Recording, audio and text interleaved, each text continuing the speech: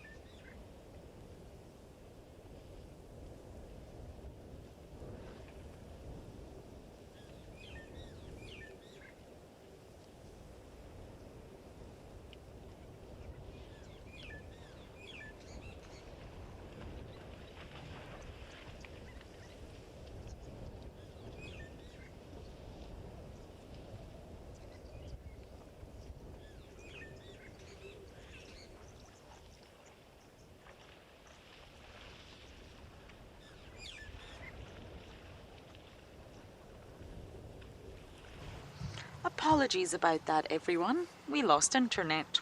I don't really know what that means.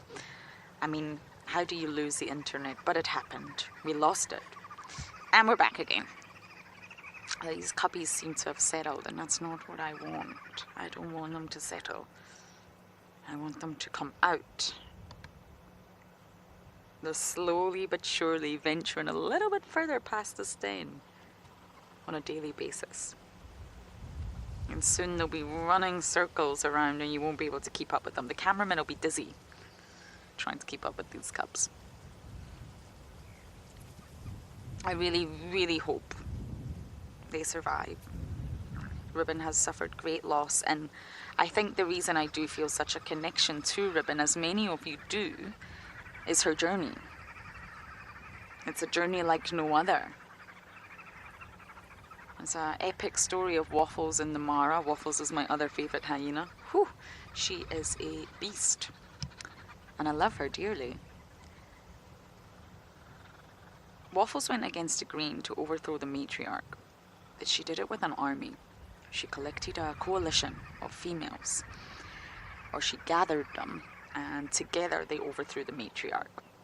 And there was lots of aggression, fights, disputes. Hyenas went missing, presumed to be dead. The coalition mates that Waffles teamed up with also disappeared, and Waffles eventually got the throne. Incredible hyena. She went against the grain, challenged the status quo, and she's now at the top, and her lineage is still at the top. It's incredible. But Ribbon, science has only recently just discovered this. Kay Holcamp is a fantastic scientist. If you Google her, you'll find all her papers. She's an incredible woman who's dedicated her whole life to studying hyenas in the Masai Mara, and most of the science that we know today about hyenas is really stemmed from her. And she only recently scientifically published that hyenas can challenge the matriarch. And elephants, for example, they don't and they won't, but hyenas do because they have a better lifestyle. Why be the lowest ranker? Why be the one that gets bullied? No access to food. Never gets the warmest spot or the nicest interactions. They treat you horribly. Why not challenge that matriarch for her spot? And they do. But it's a recent discovery in science, and it's phenomenal. And it's said that the individual that wants to overthrow the matriarch needs help. Needs other females, which is exactly what Waffles did. Google Waffles, you'll be so surprised.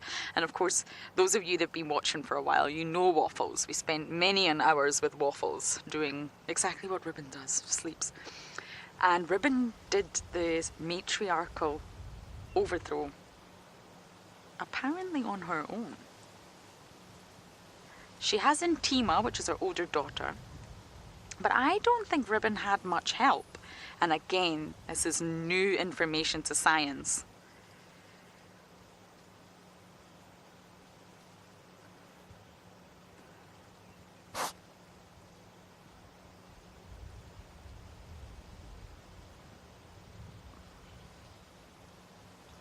CJ, that's an interesting question. I'm not sure if you're referring to the cubs, but in general, hyenas are born with a rank.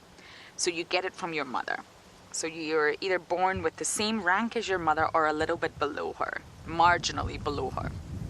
If your mother's a low ranker, you are born as a low ranker. It's a silver spoon effect, just like the royal family. You're born who your mother is.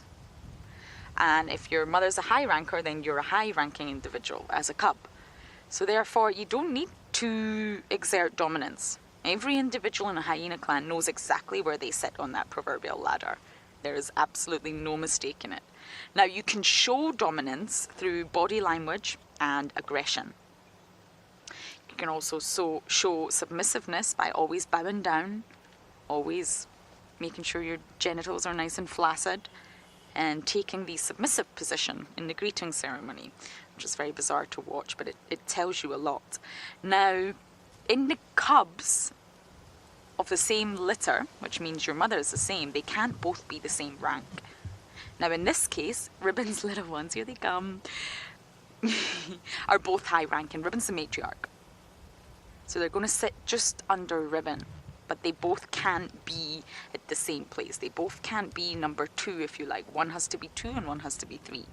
So within cubs, they will strive for dominance from the minute they're born. I'm actually convinced this takes place in the womb. And it's physical. It's very, very physical. It's aggressive. They will wrestle, they will tumble, they will bite, they will fight. And the more dominant one tends to be the stronger one. And they will get better access to that nipple, to that visible nipple. If you think of Ribbon's position, one nipple is going to be more easily accessible than the other one. And they're both fighting for that. Sometimes one cub, which happens a lot in hyenas, will just not get access at all and therefore not get that much milk, become weaker and sometimes not survive. And this led to the belief that hyenas commit canism. But they don't. They really, really don't. The siblings do not fight to death or anything like it. They're just striving for dominance. Who is the more dominant one out of the two? There will always be one. But they can both survive, they can both thrive, but they both can't be at the same position, i.e. number 2 on the ladder. One will have to be 2, one will have to be 3, and that's what they're trying to establish. And it's very, very physical at this age, and you will see lots and lots of fighting over that prime nipple. Normally the cub on top will be the dominant one, and the cub underneath will definitely be the more submissive one. I haven't seen much battling or striving for dominance between these. One has taken the dominant position, one has taken the submissive position.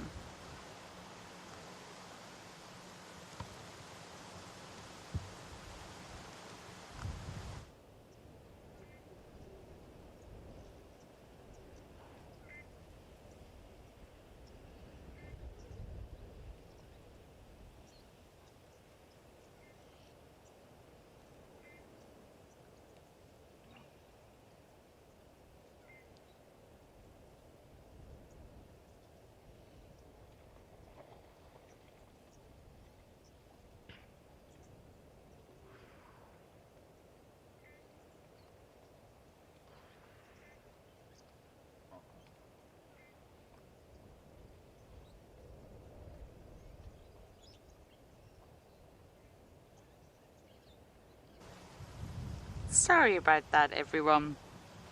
Apparently we lost the internet again. We're doing a very good job at losing it. But we're getting it back, and we're back.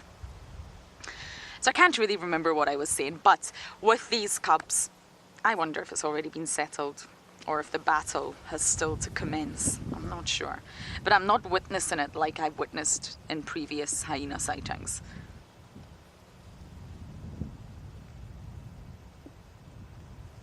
Got a gorgeous bird in flight up there, BK. Can you see it?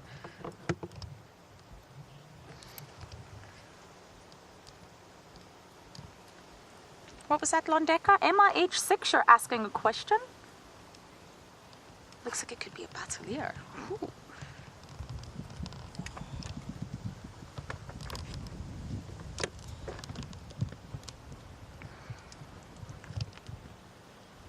MIH6, I don't think so. They have twin litters, as you know. They always have 2 litters, but triplets, no.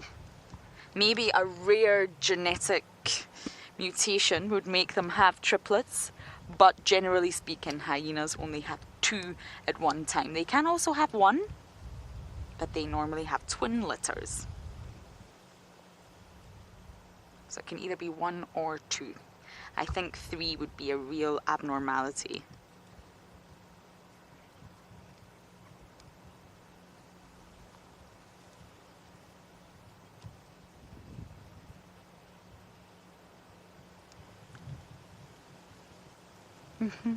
Hello, Mr. White Eyebrows, or Mrs.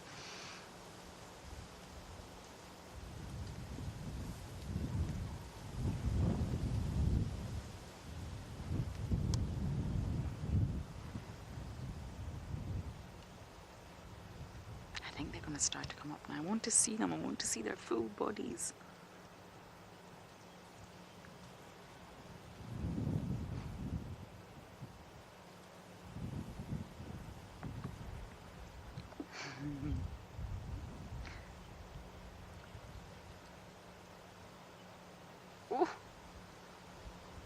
Squeezing out. Okay, I'm going to continue to enjoy my little cubbies here, but I believe Tristan has made it to one of the dams.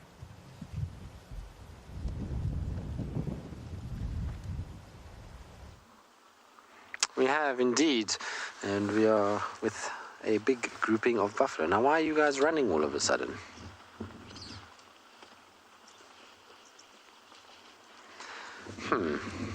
Windy, maybe, that's why. You'll find that everything's going to be on edge when they're drinking. Now, this is where that hyena came running from.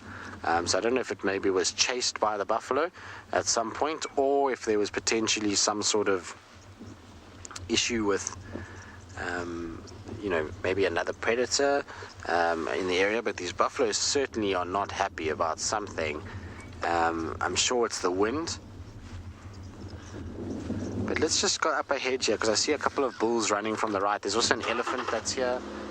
But normally if it's lions or something like that, an ellie would have reacted as well. So I don't suspect it's that. I think it's more just the wind is blowing. Maybe it's our scent that they're picking up that they're not sure about. Let's have a look here. You never know. Sometimes with buffalo, there's, trailing lions, or there's something in the area, so it's always worth just double checking with buff. But you can see that they are definitely not relaxed. There's one that's going to come flying past here now, David, but I don't want to get T-boned by it as we go up this hill. Has it stopped now?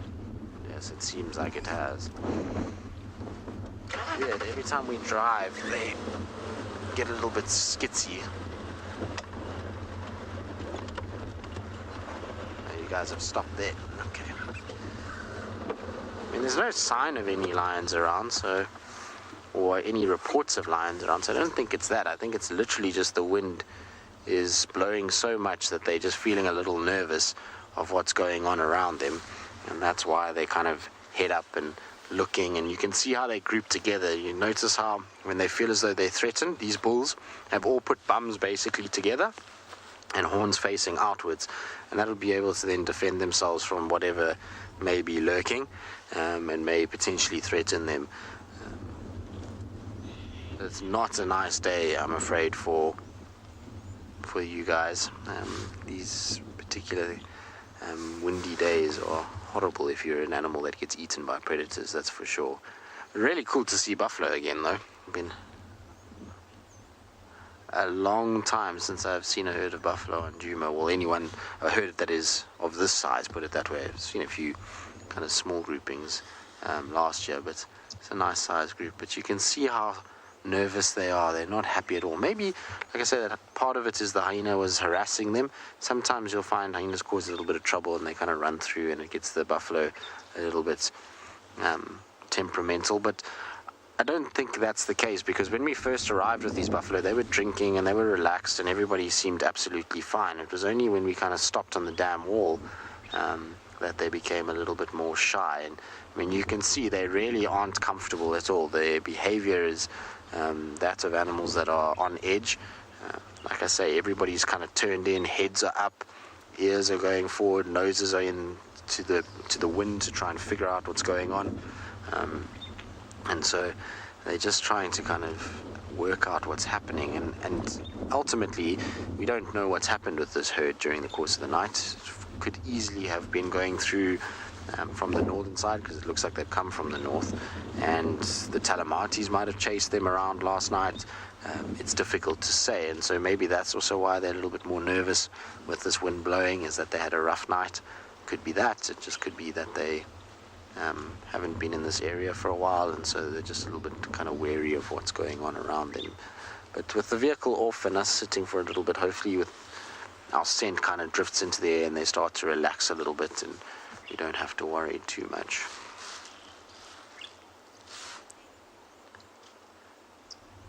Chris, you say the one on the left is a big old boy. It's a serious piece of buffalo, that. He's got, I mean, look at the size of those shoulders and kind of even the rump area. And that's one nice thing about all the rain that we've had, is that the buffalo condition is really improved. If you saw these buffalo in 2016, 2017, 2018, they looked horrendous. They had obviously endured a very severe drought in this area, and they were skin and bone. In fact, buffalo were dying at a rate of knots. I remember having guests when I was still guiding at Simambili, and they stayed for 3 nights, and in 3 nights we saw 23 different buffalo die in 3 nights, and that was just from the drought. Lions killed 7 of the 23. The rest were literally, you would drive past a buffalo and it would just fall over and die next to you. So that's really cool to see condition of them like that one on the left, much better than it used to be. They certainly look fit and healthy. The problem, though, is that it's not great for the lions. Hunting a buffalo that is in condition like that is no mean feat. And so you'll find that the successes of lions on buffalo will have decreased since the rains, just because of these guys being fitter, healthier, and stronger. All right, well, we'll scratch around here for a little bit and just sit and see. You never know. Maybe something pops out. Buffaloes generally attract a lot of attention. And so while we do that, let's send you back across to Lauren, who's still at the den.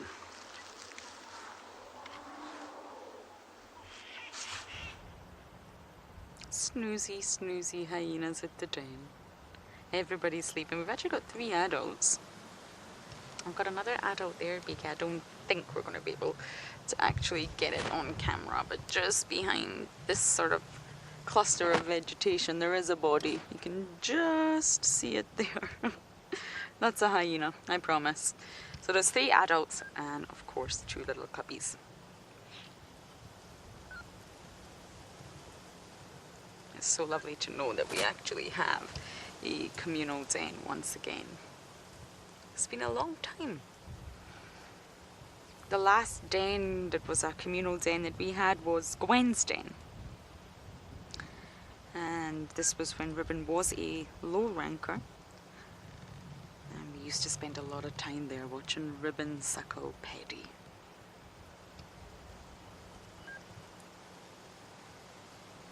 Paddy is no longer with us, I'm afraid. But I think Ribbon's got a really good chance with this pair because she is in a better position. She's a matriarch. It's often said that the matriarch's offspring will have a higher chance of survival than a lower ranker's offspring.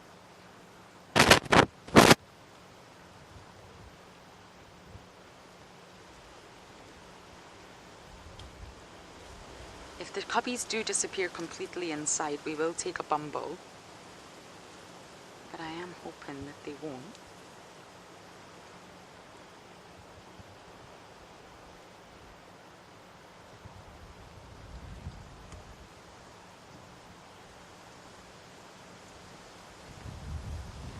Xander, 9 years old. You're asking about them laughing. Hyenas are famous for laughing, aren't they? Normally when they get a little bit older, they start to squitter. And squitter is the sound that cubs make, and it's the most gorgeous sound, and it's the most gorgeous word. I love it, squitter. But it's definitely the sound of a cub. So it isn't until they reach adulthood that you start to hear them vocalizing differently, on a range of different sounds. An adult will actually have 14 different vocalizations, including whooping, giggling, cackling, and I think normally around the sort of 8 months to a year, their vocalizations will change. And then only after a year will you really start to hear a hyena properly doing the signature giggle, if you like, also known as the laugh.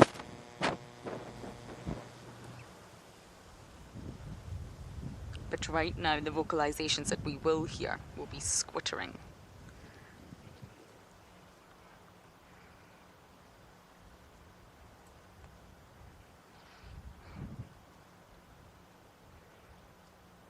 Now they'll probably snooze. Oh, we're getting up. That hyena, who didn't look like a hyena, is getting up. Going to have a little inspection of what's going on.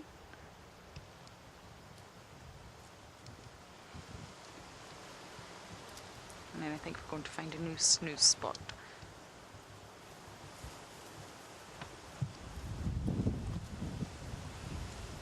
Oh, the two of them. We're off. Where are you guys going?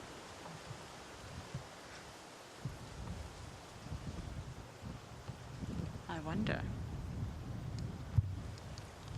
They've obviously had enough of snoozing and... Oh! Comet's also up. 3 of them are up and alert. I wonder what's going on.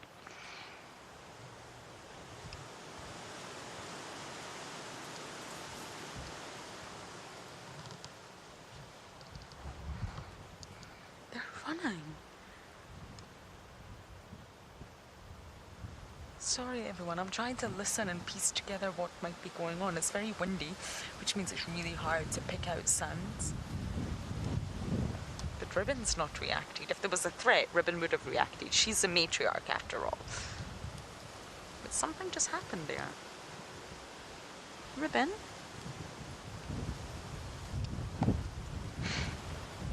Far too snoozy. Oh, it's so windy. I'm not sure if you can hear it.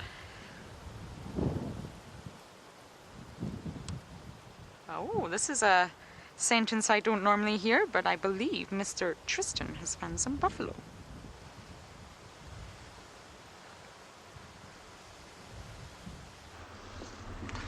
We have found some buffaloes, Lauren. Some very nervous buffaloes, but they are milling about. It's nice to see, like I say, a herd of them.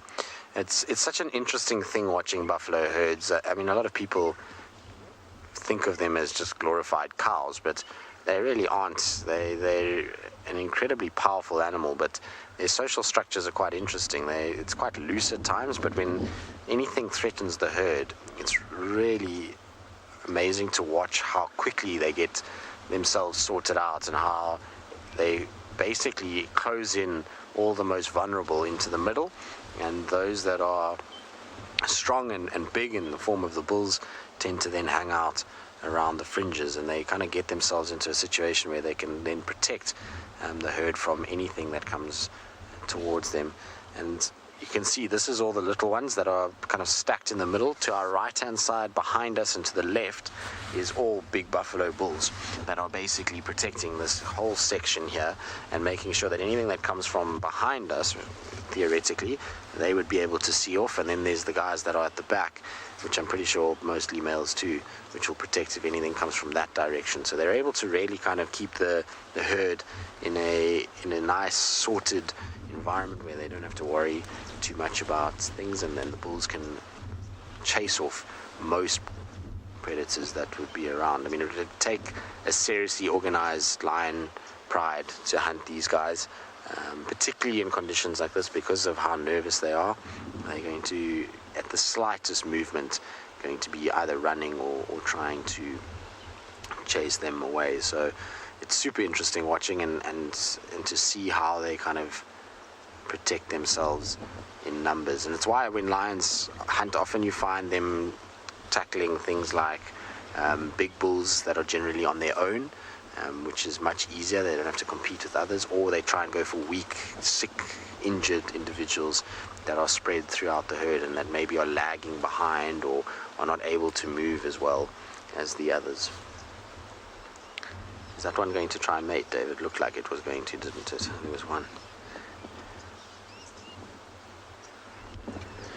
Alright, well, we're going to sit with these guys for a while longer, see if anything else develops with them, and see if anything pops out. And while we sit with them, let's send you back across to Lauren with hyenas.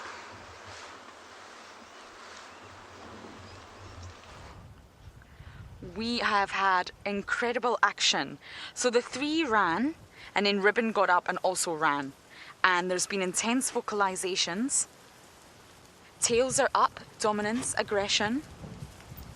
These 3 are together. We've got Ribbon in the lead. Ribbon's the matriarch in the lead. And then we've got another 2 over here. I think it was an internal dispute, to be honest with you. But I don't quite know what over. Or maybe an intruder came and they're all reacting to an intruder. See straight ahead, BK, 12 o'clock.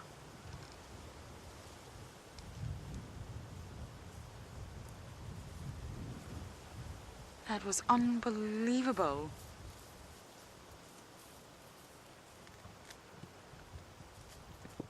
Okay, they've all scattered. There's another one behind us. The tail's down. So I'm going to turn in just a moment. Once we've got a space to turn, we're going to turn.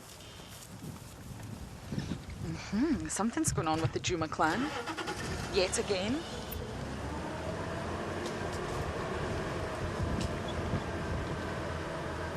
I feel like it's something to do with Comet.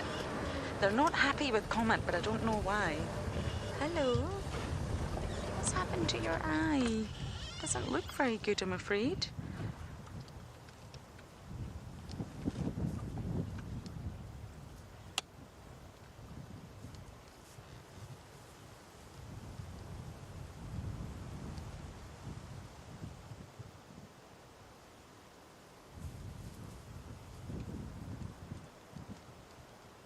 Everybody's not sure. I don't think Ribbon will go back to the den.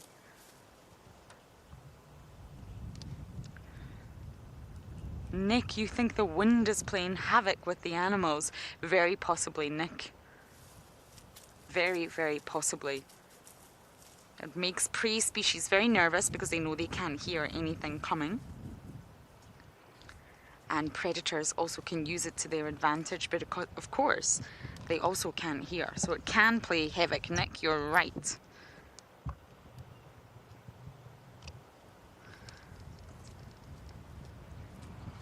Saka's here. Saka's arrived. That's Saka, everyone, with a scar on his hip. We've got another individual over here. I don't know who this is. There's a lot of hyenas. A lot of the clan is here.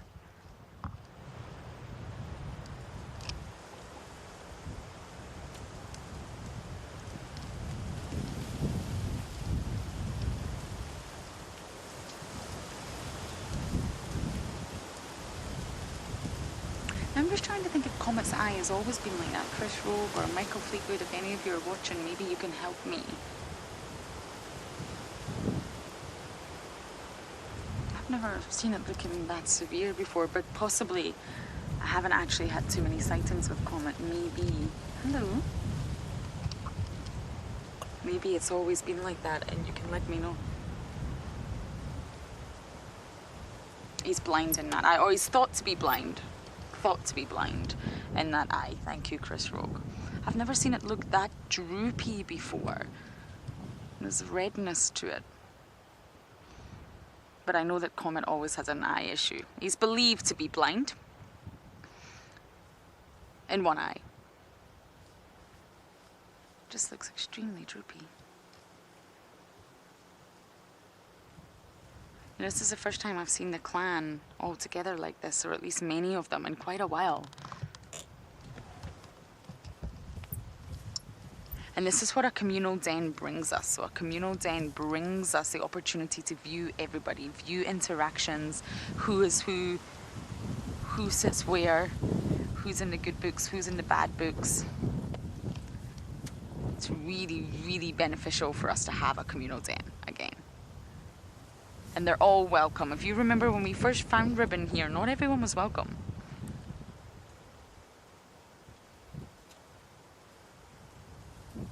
I wonder what went on. We've got this little individual in front of us. I'm not too sure what to do. Okay, I'm gonna go back to the communal den, but I think everybody's left. I think everyone's completely dispersed and disappeared. Hello. Apart from this one, right in front of our car. But as I investigate what could have possibly happened, we are gonna send you guys back across to Tristan and the buffalo.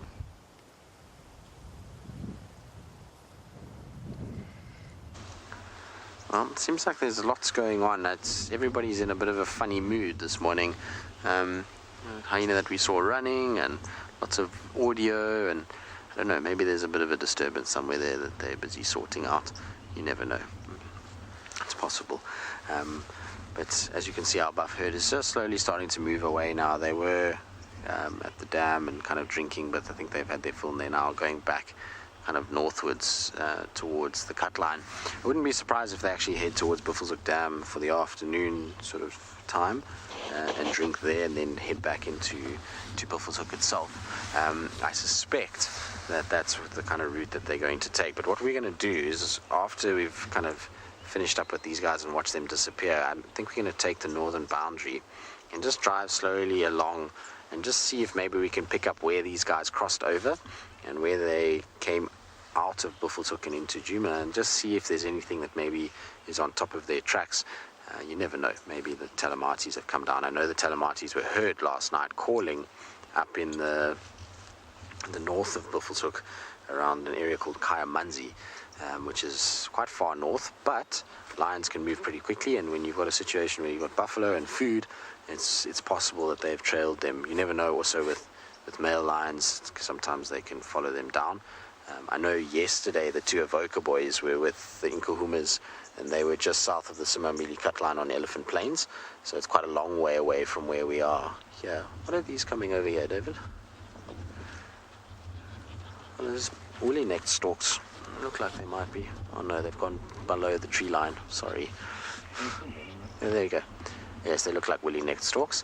Two of them that are going over, being chased by a roller by the looks of things. Not that a roller should be chasing woolly-necked storks. Really got nothing to worry about when it comes to these guys. They're not going to be hunting them, but big birds with big wingspans generally attract the attention of these kind of smaller birds like rollers, drongos, lapwings, and they'll come in and try and kind of chase them. But what will be interesting is to see if these woolly-necked storks actually land somewhere near the buffaloes. Sometimes you'll find these guys they'll kind of latch on to a herd and then just use the herd basically to disturb insects and various food items and grab them.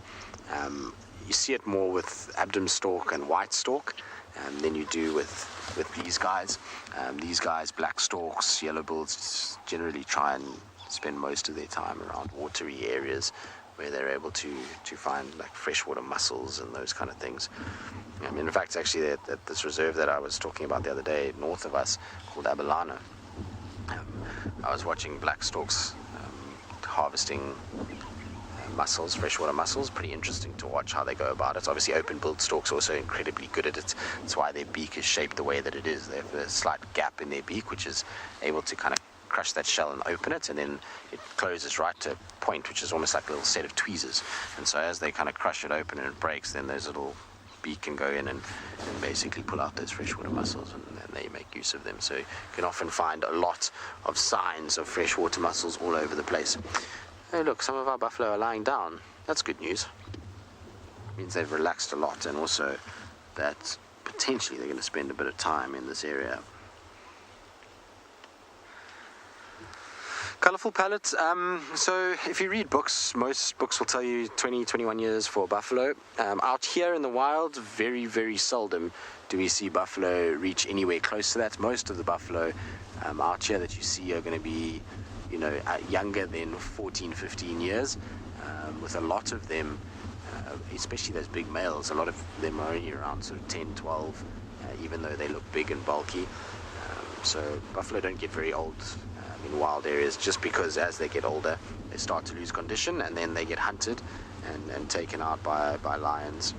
And so most old buffalo are around, like I say, the early teens, particularly in the Kruger Park system.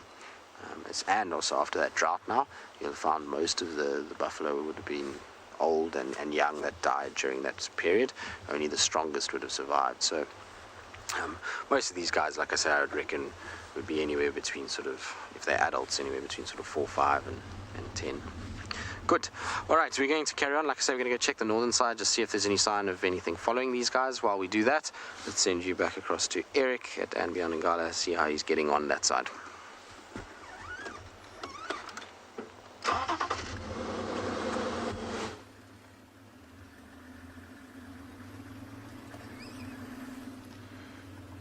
Welcome back to Ngala, everyone. We did go towards where that lioness was hiding her little cubs. There's an elephant that gave me a big fright. That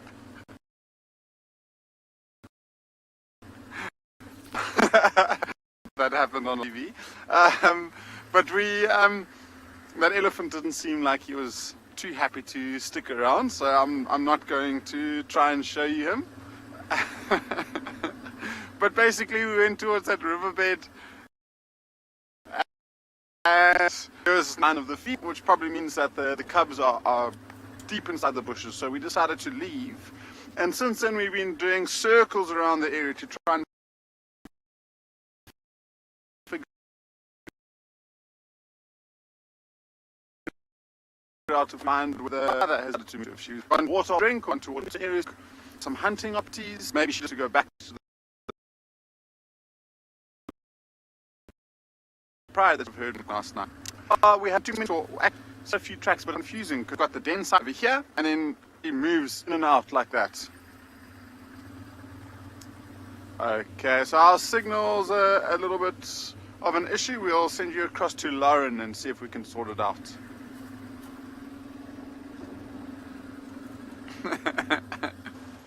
My goodness, there's so much going on here. I don't quite know what is happening. I think it's something internal.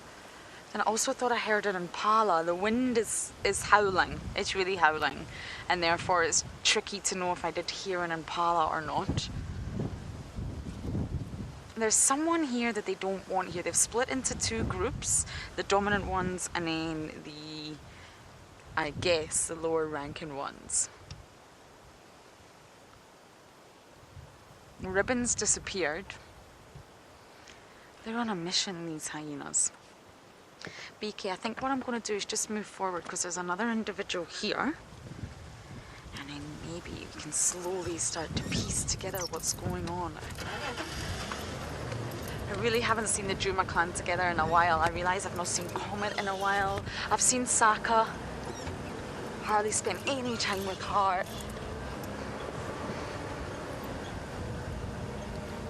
Comet's there. Let's just stay here so we've got a view of all of them. I really don't know quite what's going on. Either way, it's fascinating. It shows you that although they're all the Djuma clan, and if it came to a battle against another clan, they would stick together.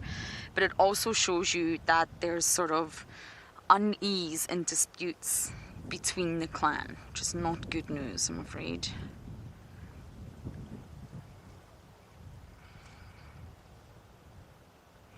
They're unsettled for sure.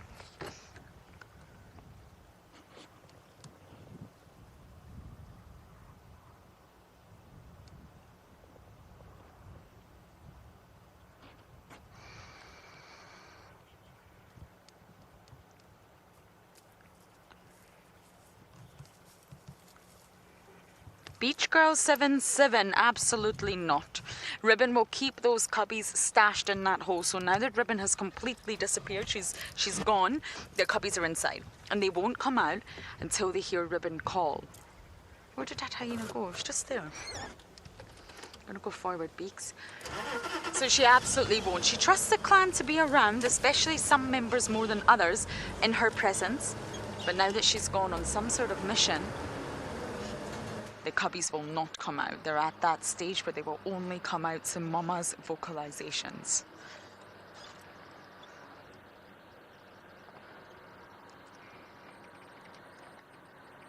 I feel like I keep hearing an impala snort, but I must be going crazy.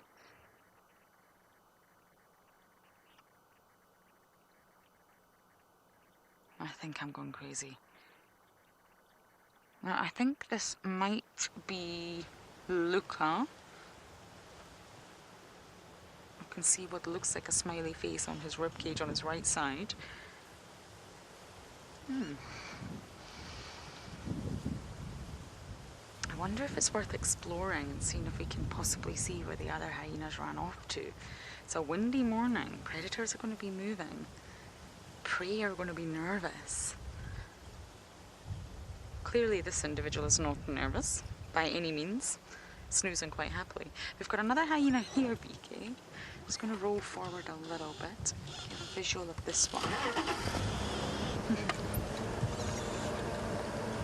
There we go, but hyenas littered everywhere. Do you want to tell us what's going on, Sleepyhead? I'm not sure even these hyenas know.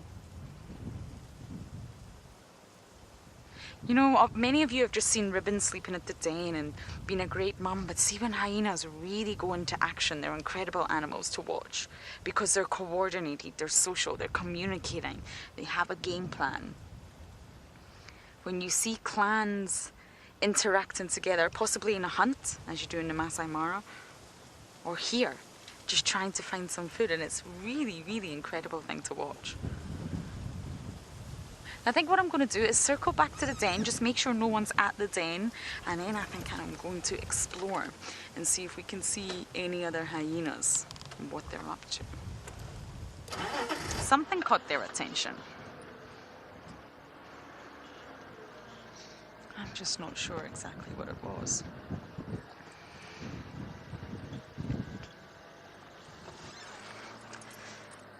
Here we go. This is going to be a tricky 10-point turn. Do you think I can do it in under 10? Let us see.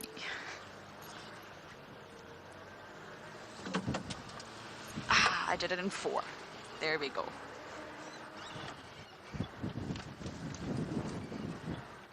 Okay, the den's just here, so it all happened right beside the den. But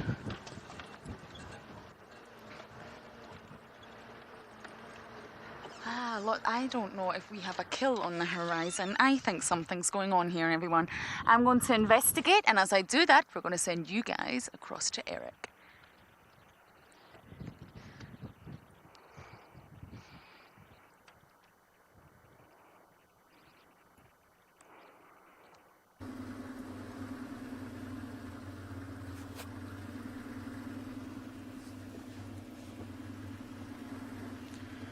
So hopefully the signal's a little bit better this time. But what I was explaining before we went over back to Djuma was that the lioness has got her spot where she keeps the den right in the middle, and then she might decide to move in different directions. So I guess if you'd look at it, it would almost look like a big spider web with tracks coming in and out of the area.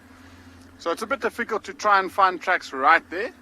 What we'll do is just basically do a big loop around and see if we can try and figure out a different direction.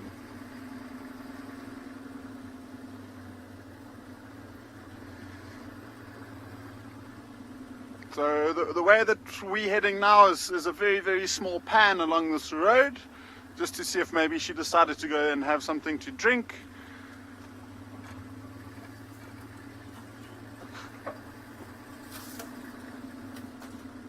So, I mean, if she did decide to drink, we might see the tracks coming out onto the road. And she knows this area incredibly well, so she'll just basically hop onto the path of least resistance, which is this road, and gun straight down towards the waterhole, have something to drink, and then from there, potentially make her way back towards where the cubs are.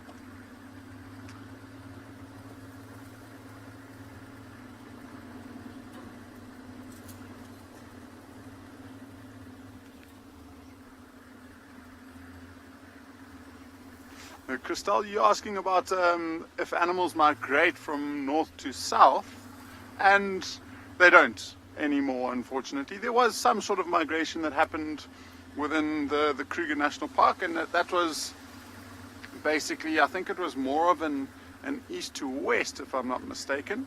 And so they would go towards the Drakensberg escarpment, and then from there they would come back all the way down towards the coastal plains of Maputo, which, as you know now, is impossible for them to see. Here we go. I thought I saw tracks of that lioness. But unfortunately, Christelle, because there's just been so many people that have moved into the area, there's just not enough space for these animals to move like they naturally would 200 or 300 years ago. So they are confined to this area. But having said that, it's a massive area around this national park. I mean, within this whole ecosystem, it's maybe 2 or 3 times as big as the Serengeti, that has got that world famous migration. I thought I saw a track on the road of this lioness, so I just wanted to quickly check. I don't see it here anymore. I think it might have been, it did look like it could have been an older track, so maybe from a couple of days ago now.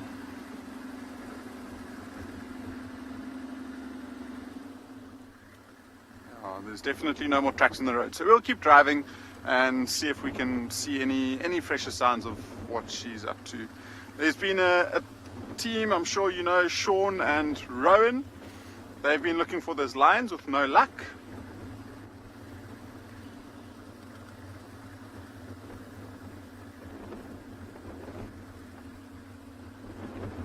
So Raj, that's a very good question. You're asking about which species do males take care of their youngsters, and Raj, for me the best examples would be birds, and it would be the African jacana is the one that comes to mind immediately.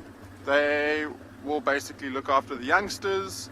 There's a few other ones that, I mean, I can't really think of them off of hand, but it would basically be, you know, polyandrous birds. So you get polygamous and then you get polyandrous. Polygamous is females with lots of males. I mean, males with lots of females. Polyandrous is females with lots of males. If anything, I mean, mammals-wise, it would be, if I had to guess it, or I had to give an animal that would be responsible as a father, it would be wild dogs. But wild dogs are a pack, so I mean, everyone does it, so it's males and females that will do it. Yo, the wind all of a sudden has picked up a lot.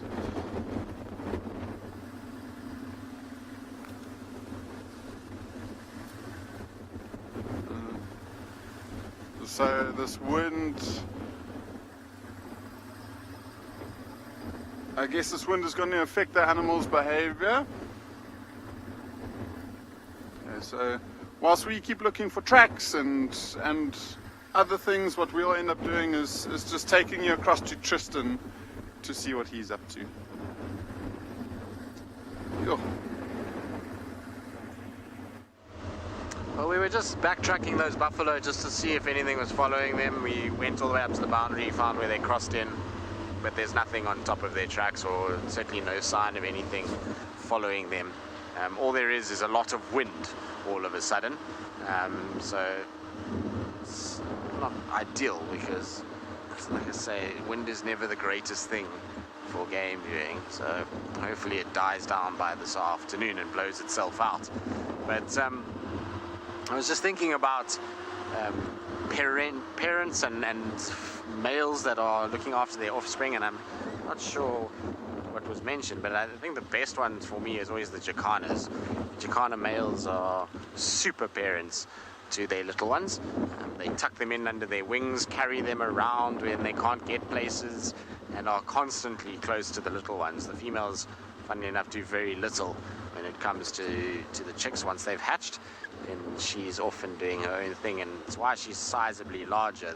The male is much smaller, and that allows him to be able to pick up his chicks and run over these lily pads and various other things that are out there. So I think they're my favorite of the kind of male parenting crop that we get out in these parts of the world. It's actually a bit sad we don't see many jacanas at all in this part of the Sabi Sands. If you go into a little bit further south where the Sabi River is and the Sand River, you can see them there every now and then. But they prefer more like slow water with lilies, and you start to see them in flooded areas. I actually saw a really nice bird the other day that I haven't seen in a very, very, very long time. I was saying that I was on that reserve called Abalana, and I saw a lesser moorhen, which was really very nice. The last one I saw was on Arathusa in 2011, so a long time ago. Right, well, it sounds like Lauren has bumped into some ellies, so let's send you across to her.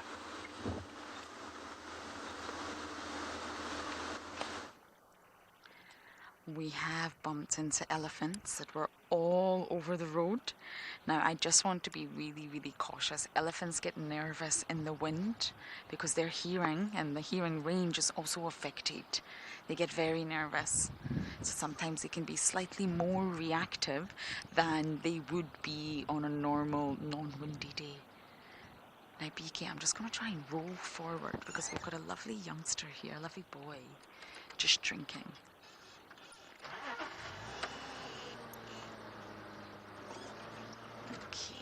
Okay, it's okay. I don't think this boy wants to be watched.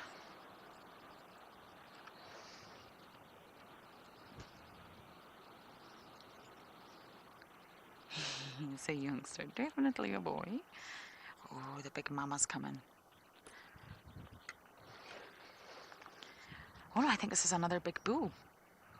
Oh, it's another big bull, sorry. My mistake. I judged by size, this is a big bull. It's huge. Probably been following the herd, looking for any females that are receptive to his advances. You have to be really, really careful with elephants in the wind. They know we're here, though. It's a good thing when you're in a vehicle, it's a very different experience from being on foot. And when you're in the vehicle, you want the elephant to know you're there. You want them to know you're there, but you're not a threat. You're not chasing them or pushing them or shouting at them, but you want them to know that you're present so they can make their mind up. Are they comfortable?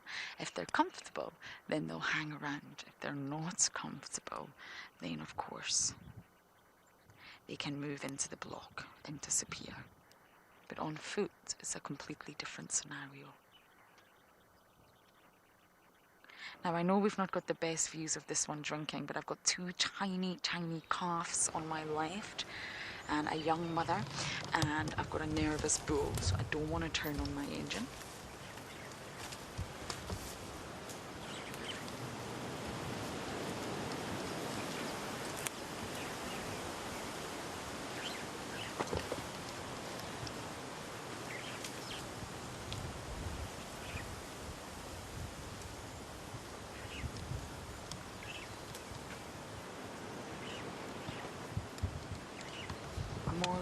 Elephants are not actually territorial, really. They are highly mobile animals. This one's about to cross in front of us, BK. He's having a little drink. A young boy, teenage boy.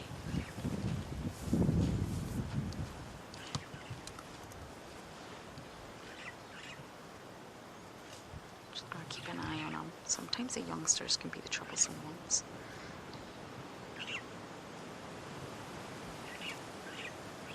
Yes, sorry, Maureen. Elephants are not said to be territorial, and therefore they don't actually need to mark territories. They have a large home range, and throughout that home range, they move great distances. They're highly, highly mobile animals. They need to move. Not only are they large in size, but they need to find food, they need to find water, they need to travel. But this does not mean that they're territorial. So no, they don't mark territory because they don't have to. But they do have large, large home ranges. The elephants are moving into the block, and we're definitely not going to follow them on a day like today. It'd be really, really silly if I thought it was safe to follow this herd through the block. So we're going to continue slowly, just in case there's any stragglers. Every herd has a straggler.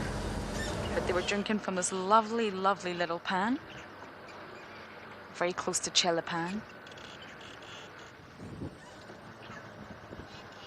We can hear you, Starling. Good morning. Everybody's all antsy today, I feel.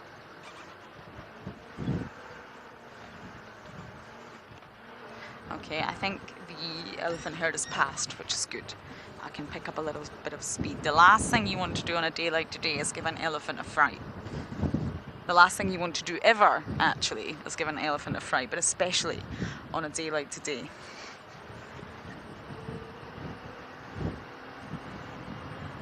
I wonder if it's the same herd Tristan had. I'm not sure.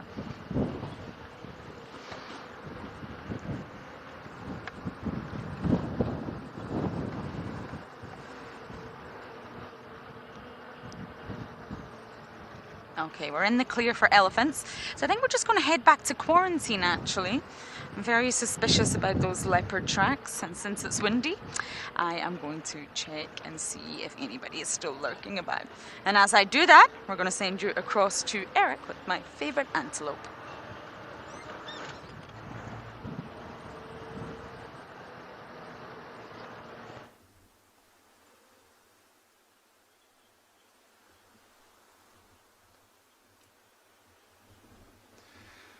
So we came down towards this big open clearing, which actually serves as an airstrip for one of our anti-poaching planes that are in the area.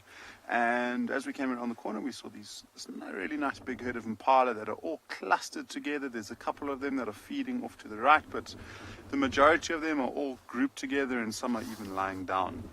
And I mentioned a bit earlier how much the wind has picked up, and it's literally over the last half an hour, it's almost like this gale force wind that's come through. And as a result, these impalas are losing their ability to hear what's around them and to smell the scent of any predator.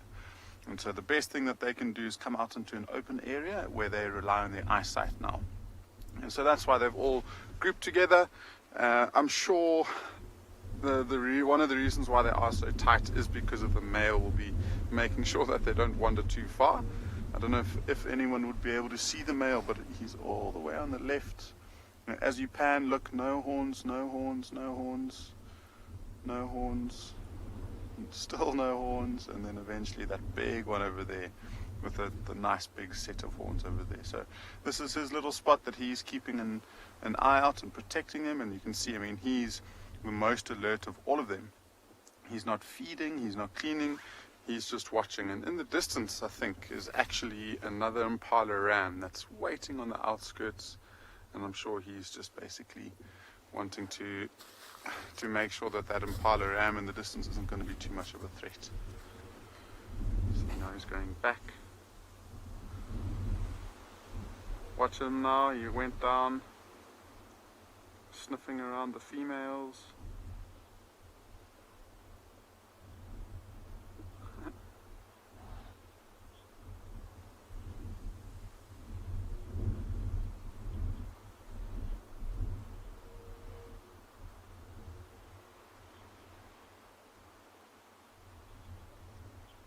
Hey Carol, thanks for that. You mentioning that an emu dad will incubate the eggs and raise the chicks. So that goes into the conversation that we were having with Raj a little bit earlier on about how or what species of animals will the males raise the youngsters. And if there are any other species that anyone is aware of, feel free to let us know. It will be quite interesting to hear the different species around the world if you do know any.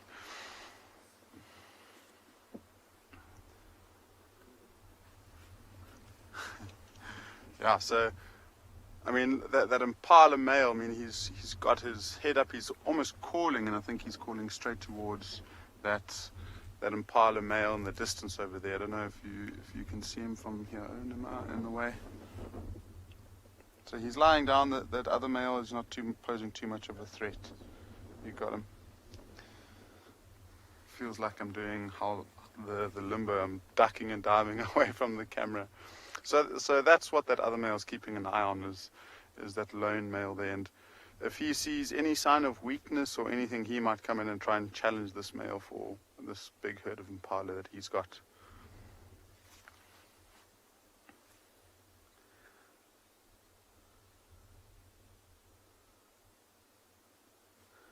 I really like how close they are all together. And I mean, the majority of them aren't really feeding anymore, so they might have already fed for the morning. And so they'll just basically be either ruminating or just looking for some rest time.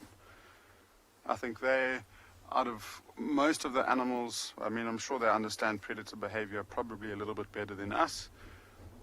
But yeah, they know that, I mean, with the heat around, there's a little chance of predators moving around compared to when it was a lot cooler earlier on in the morning. Like I said, the only thing that's really putting them at a slight disadvantage is this wind, and they've put themselves in a situation that, I mean, if they happen to be a predator moving through this area, they'll see, look how they react immediately. They all react as one. And I wonder what that was for. And this is the thing with windy conditions. They are so nervous. And so as soon as one reacts, they don't want to be the last one to be caught behind.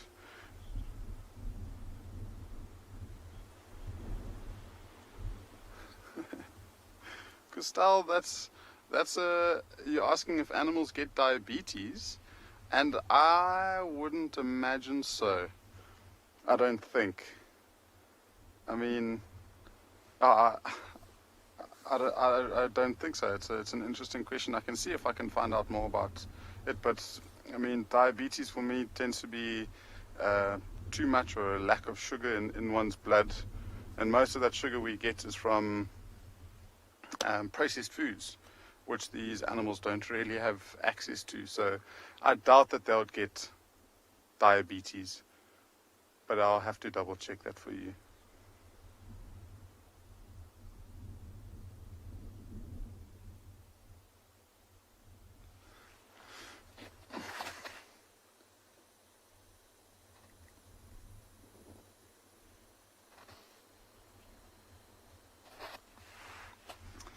So I think, I mean, these impalas look like they're going to be settling down for the day.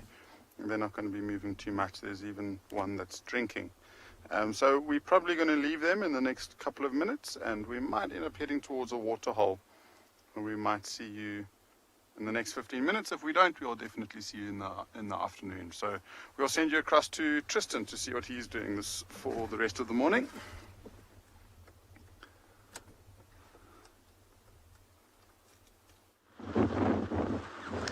Well, we might see. Hopefully you'll find something, Eric, and we'll see you shortly.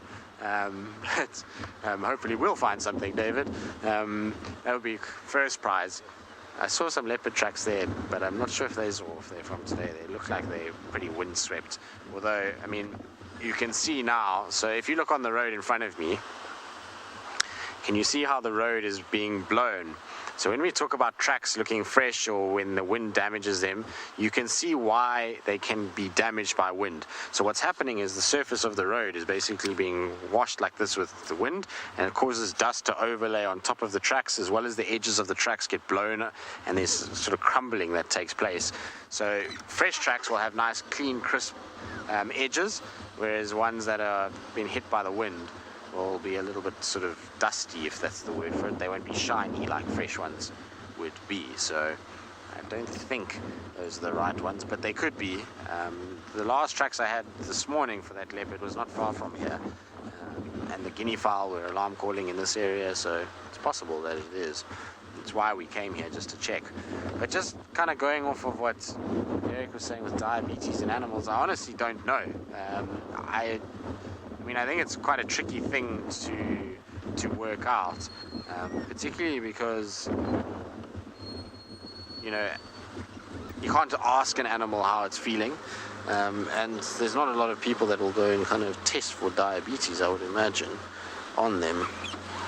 Sorry, David, I'm just checking out a track here just to see. It doesn't look fresh. I'm going to try and give David a view of it because my shadow is going to be in the way if I go too close. But you can see it just on the edge there of that pile of sand. That's the female leopard track that we're talking about. Yesterday when I drove here, there was leopard tracks. It's the one that walked all the way and crossed into Simamili to the west.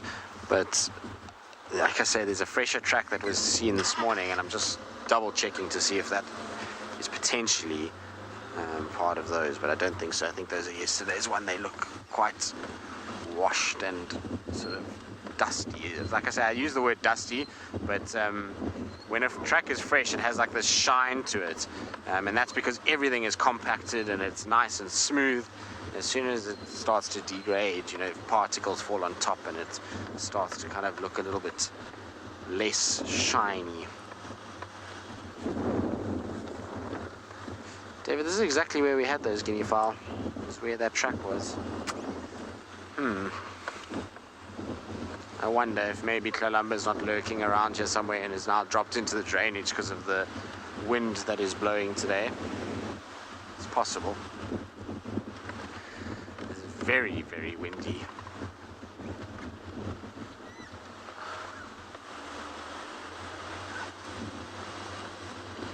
Stefan, a long way. I was actually saying to David just now, I'm very, very, very glad that we're not on bushwalk today, because walking in this would be very tricky. You'll scent or carry a long, long way. It obviously depends on the animal. Something like an elephant's ability to smell is going to be far better than maybe something like an impala. So it really depends on the animal that you're tracking or coming across, but scent will carry a lot further than you think on a day like today. I've seen on windy days like this with lions picking up the scent of buffalo that's coming on the wind that are 2-3 kilometers away. So they do pick up scent in wind like this, and especially when you get these big gusts that pick up these animals and then blows on. A lot of the time they can pick it up quite far. So in terms of walking, if we were humans, yeah, sometimes a kilometer, as much as that, you can start to see animals reacting. But generally it's a little bit kind of less than that. Oh, there's Lauren, David. Should we spy on Lauren? Let's spy on Lauren from here. Don't think she knows we're behind her. Maybe she does, because we would have driven past her just now. But there's Lauren and BK slowly bumbling across quarantine.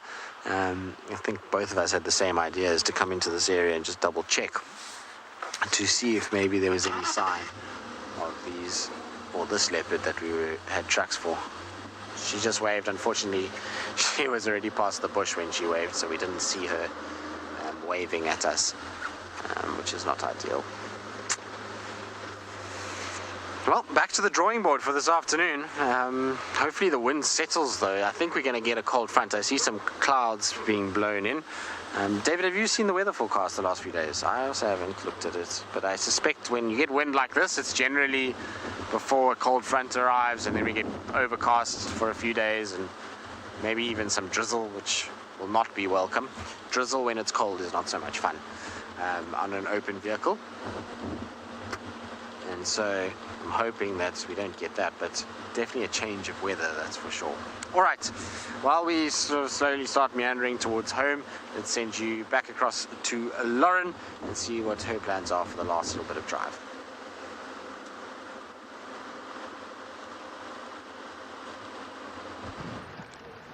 Is Tristan already heading home? He must be hungry. The boys are always hungry when they come back from drive. Davi and BK too. Now I'm just going back up Vuatilla Access. Something's telling me that there's something there. How scientific did that sound? Something is telling me that something is there. Yes, that was terrible, Lauren. But something is telling me that there's a leopard in this area. Those tracks were fresh, and with the wind like this and the temperatures this cool, I think we could have a mobile animal on our hand. And because we are nearing the end of the sunrise safari, the sun has risen, I do just want to check. When you have a gut feeling about something, now there's absolutely nothing scientific involved in this whatsoever, but when you have a gut feeling, you're always encouraged to follow up. Follow up, check it out, go for it. You never ever know. Could be right all along. Now, it's not too hot. I imagine in the afternoon it will get hot, and I imagine predators would go flat. But right now it's still cool. The temperatures are really, really not that hot. I took off my jacket in excitement, but I probably shouldn't have. BK's still wrapped up like an Eskimo. I can only see his eyes. He's got a buff on and a hat on and a jacket up to here. Yes, everyone's saying trust my gut. You always should. You're told that. Trust your gut out here. If your gut's telling you something, then go with it, always. But I think this afternoon, if there's lots of elephants around, we will have to be careful. Be careful of elephants in this weather, really.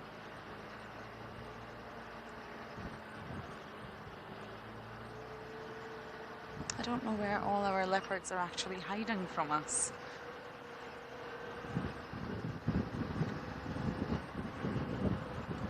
And it's not just that we go out looking for leopards, I promise. But when you pick up on a track, it's hard to just let that go.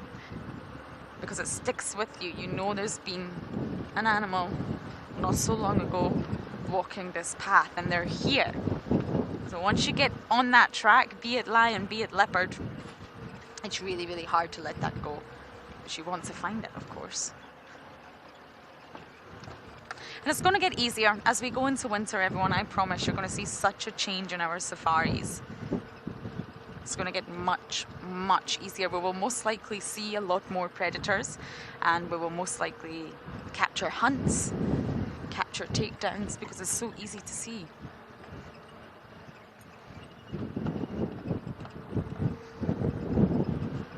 Okay, I'm not sure what he has for you, but I'm sending you guys across to Tristan.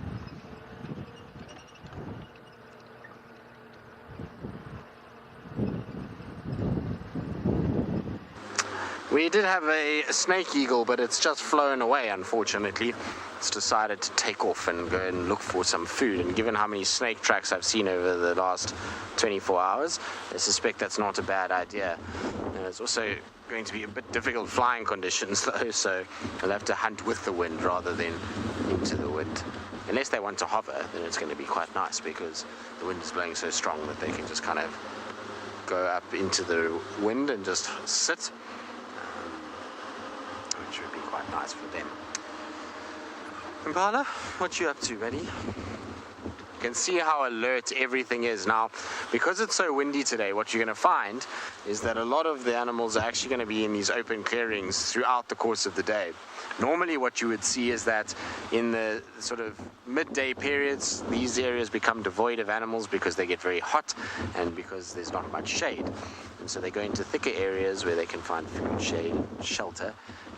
But today, because of the wind, it's going to be a much safer option to be here. It's also cool enough that they can stand out in the open like this fella and still be all right and not have to worry too much about being preyed upon by obviously being able to see what's going on, because smelling and hearing is going to be out of the window today.